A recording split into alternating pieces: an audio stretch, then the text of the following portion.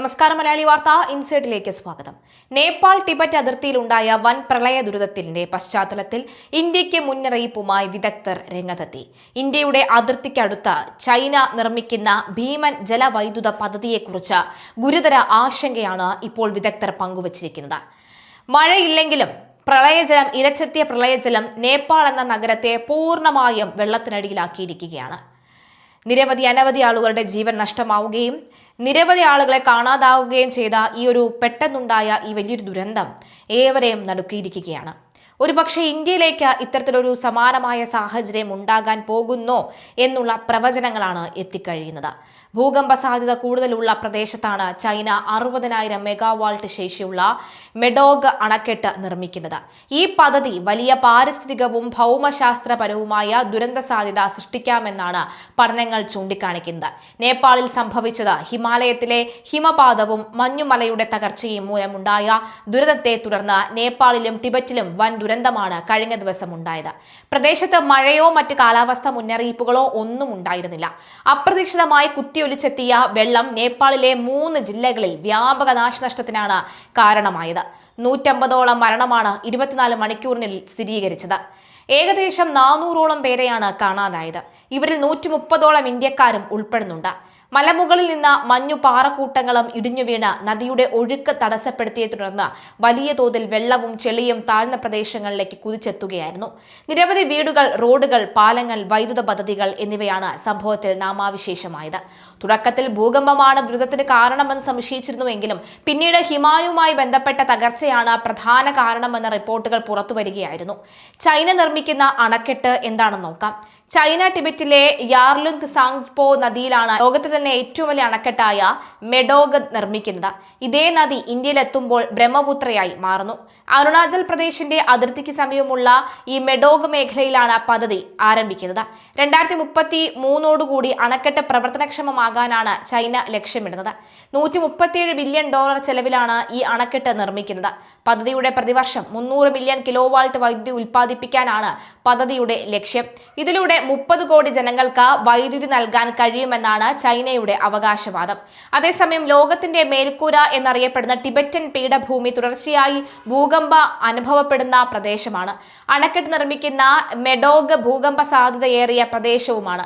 ഇത്രയും വലിയ ജലവൈദ്യുത പദ്ധതി ഇവിടെ സ്ഥാപിക്കുന്നത് വലിയ പാരിസ്ഥിതിക പ്രശ്നങ്ങൾക്ക് കാരണമായേക്കാം എന്നാണ് വിദഗ്ധർ വിലയിരുത്തുന്നത്. ശക്തമായ ഭൂകമ്പം, മണ്ണിടിച്ചിൽ അല്ലെങ്കിൽ ഹിമപാതം ഉണ്ടായാൽ അണക്കെട്ടിനും സമീപ പ്രദേശങ്ങൾക്കും ഗുരുതര ഭീഷണി ഉണ്ടാകണമെന്നാണ് വിദഗ്ധർ പങ്കുവയ്ക്കുന്ന ആശങ്ക. എന്നാൽ പദ്ധതിയിലൂടെ വലിയ പാരിസ്ഥിതിക പ്രശ്നങ്ങൾ ഒന്നും ഉണ്ടാകില്ലെന്നാണ് ചൈന അവകാശപ്പെടുന്നത്. നേപ്പാൾ ഇന്ത്യക്കൊരു മുന്നറിയിപ്പാണോ എന്ന ചോദ്യം ഉയരുന്നു. നേപ്പാളിൽ ഉണ്ടായ ദുരന്തം ഇന്ത്യക്കും ഒരു മുന്നറിയിപ്പ് തന്നെയാണ്, അതും വിലയേറപ്പെട്ട മുന്നറിയിപ്പ്. ഇടയ്ക്കിടെ ഭൂകമ്പം ഉണ്ടാകുന്ന ഹിമാലയൻ മേഖലയിലെ ഭീമൻ അണക്കെട്ടുകളുടെ സുരക്ഷയെക്കുറിച്ചുള്ള ചർച്ചകൾ വീണ്ടും സജീവമാവുകയാണ്. ബ്രഹ്മപുത്ര നദി അരുണാചൽ പ്രദേശിലേക്കും ബംഗ്ലാദേശിലേക്കും ആകൃതിയിൽ വളഞ്ഞൊഴുകുന്ന ഹിമാലയൻ പ്രദേശത്തെ മലയിടുക്കിലാണ് ചൈന അണക്കെട്ട് നിർമ്മിക്കുന്നത്. ഇന്ത്യയിലേക്ക് ഒഴുകുന്ന ബ്രഹ്മപുത്ര നദിയെയും പരിസര പ്രദേശങ്ങളെയും ഇത് പ്രതികൂലമായി ബാധിക്കാനുള്ള സാധ്യത ഏറെയാണ്. ഇത് ചൈനയുടെ തന്ത്രമായും ചിലർ ചൂണ്ടിക്കാണിക്കുന്നുണ്ട്. അതിനാൽ ഈ പദ്ധതിയെക്കുറിച്ച് കൂടുതൽ ശാസ്ത്രീയ പഠനവും നിരീക്ഷണവും ആവശ്യമാണെന്ന് ഇന്ത്യയുടെ പക്ഷവുമുണ്ട്. 2017 ഈ മേഖലയിൽ റിക്ടർ സ്കെയിലിൽ 6.9 തീവ്രത രേഖപ്പെടുത്തിയ ഭൂകമ്പം ഉണ്ടായിട്ടുണ്ട്. ഈ പ്രദേശത്ത് അണക്കെട്ട് നിർമ്മിക്കുകയും കോടിക്കണക്കിന് ലിറ്റർ ജലം സംഭരിക്കുകയും ചെയ്യുമ്പോൾ അത് ഭൂമിക്ക് അമിത സമ്മർദ്ദം നൽകുമെന്നാണ് പഠനങ്ങൾ വ്യക്തമാക്കുന്നത്. ഇത് വൻ ഭൂകമ്പങ്ങൾ ഉണ്ടാക്കാനുള്ള സാധ്യത ഉയർത്തുമെന്നതിനാൽ ഇന്ത്യക്ക് മേൽ ഇത് വലിയ ആശങ്ക സൃഷ്ടിക്കുന്നുണ്ട്. പഠനങ്ങൾ വ്യക്തമാക്കുന്നത് ചൈനീസ് സർക്കാരിന് കീഴിലുള്ള ചൈന ജിയോളജിക്കൽ സർവേയുടെ മേൽനോട്ടത്തിൽ നടന്ന പഠനം ഇന്ത്യക്ക് ആശങ്ക നൽകുന്ന തരത്തിലുള്ള വിവരങ്ങളാണ് നൽകുന്നത്. പുതുതായി നിർമ്മിക്കുന്ന ഡാമിന്റെ റിസർവോയർ ഈ പ്രദേശത്തിന് തൊട്ടു താഴെ ഈ പെഷെയിൻ ഫോൾട്ട് എന്ന സജീവമായ ഭ്രംശ രേഖ കടന്നു പോകുന്നുവെന്നാണ് പഠനങ്ങൾ വ്യക്തമാക്കുന്നത്. ഏകദേശം 9,500 വർഷങ്ങൾക്ക് മുൻപ് ഈ മേഖലയിൽ വലിയ ഭൂചലനങ്ങൾ ഉണ്ടായതായും കണ്ടെത്തിയിട്ടുണ്ട്. ഭൗമശാസ്ത്രപരമായി 9,500 വർഷം വർഷം എന്നത് ചുരുങ്ങിയ കാലയളവാണ്. പ്രധാന ഭീഷണികളും ആശങ്കകളും ജലലഭ്യത കുറവ്, വരൾച്ചയുള്ള മാസങ്ങളിൽ ഇന്ത്യയിലേക്കും ബംഗ്ലാദേശിലേക്കുമുള്ള ജലപ്രവാഹം 85% വരെ കുറയാൻ ചൈന നിർമ്മിക്കുന്ന അണക്കെട്ട് കാരണമായേക്കും. രാഷ്ട്രീയ ആയുധം നദിയിലെ ജലപ്രവാഹം നിയന്ത്രിക്കാനുള്ള അധികാരം ചൈനയ്ക്ക് ലഭിക്കുന്നത് ഇന്ത്യക്കുമേൽ തന്ത്രപരമായി സമ്മർദ്ദം ചെലുത്താൻ വഴിയൊരുക്കും. വെള്ളപ്പൊക്ക ഭീഷണി. അണക്കെട്ടിൽ പെട്ടെന്ന് വലിയ അളവിൽ വെള്ളം തുറന്നുവിട്ടാൽ അരുണാചൽ പ്രദേശിലും ആസാമിലെയും വലിയ വെള്ളപ്പൊക്കത്തിന് സാധ്യതയുണ്ടാകും. ഭൂകമ്പ സാധ്യത. സജീവമായ ഭൂകമ്പ മേഖലയിലും മണ്ണിടിച്ചിൽ സാധ്യതയുള്ള പ്രദേശത്തുമാണ് ഈ ഭീമൻ പദ്ധതി വരുന്നത്. ഇത് മേഖലയിൽ വലിയ ദുരന്തങ്ങൾക്ക് കാരണമാകുമെന്ന് വിദഗ്ധർ തന്നെ മുന്നറിയിപ്പ് നൽകുകയാണ്. അതേസമയം 53 മലയാളികളാണ് ഇപ്പോഴും അവിടെ കുടുങ്ങിക്കിടക്കുന്നത് എന്നാണ് Norka Roots chief executive officer Rajesh Madhavan അറിയിച്ചത്. എന്നാൽ ദുരന്ത മേഖലയിൽ അകപ്പെട്ട ഈ മലയാളികൾക്കെല്ലാം നിലവിൽ സുരക്ഷിതരാണ് എന്നാണ് ലഭ്യമാകുന്ന വിവരമെന്നും അദ്ദേഹം വ്യക്തമാക്കി.